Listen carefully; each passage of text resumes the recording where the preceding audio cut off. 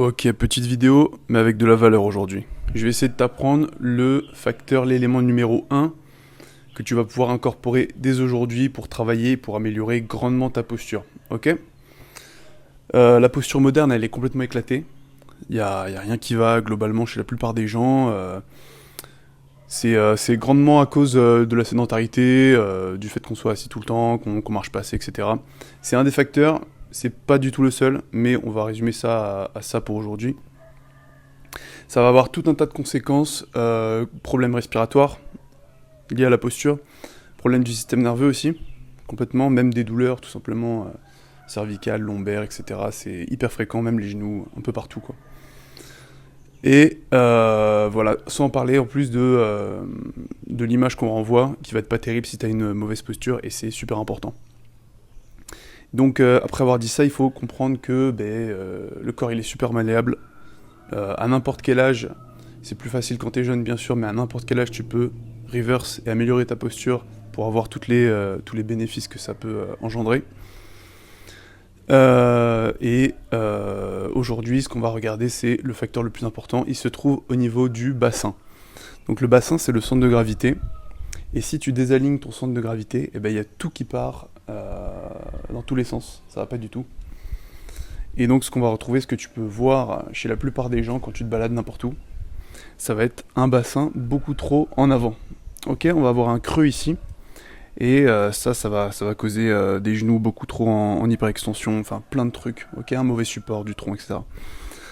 Nous, ce qu'on va faire donc, c'est le ramener en arrière, ok.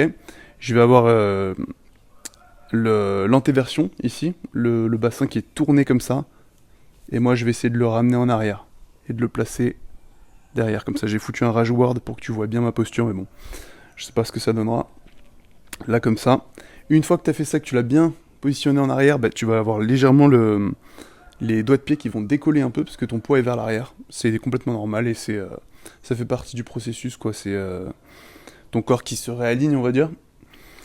Une fois que je suis là, la deuxième étape, c'est de faire un espèce d'auto-agrandissement des lombaires. Voilà.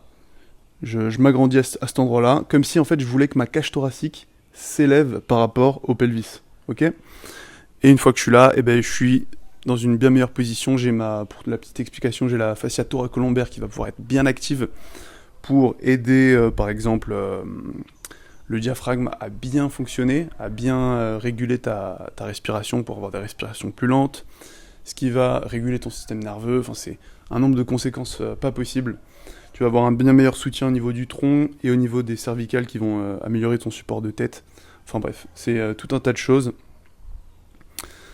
Voilà. Donc, j'ai pas besoin de te le répéter. Voilà, tu ramènes ton pelvis en arrière, tu fais un dos plat et tu t'auto-agrandis. On essaie de maintenir ça le plus souvent possible. Ça demande de l'énergie, c'est énergivore au début, bien sûr. Mais t'inquiète pas, à force de pratique, à force de le répéter, c'est quelque chose qui devient automatique. Et ne néglige pas ça vraiment parce que ça a un effet domino, ça peut améliorer énormément de choses dans ton corps et même dans tes relations et tout, enfin, c'est assez ouf. Moi j'ai pu le tester avec mes patients qui étaient le plus motivés à tester en tout cas, et même au niveau des douleurs et tout, ça, c'est quelque chose qui vraiment les aide beaucoup. Donc voilà,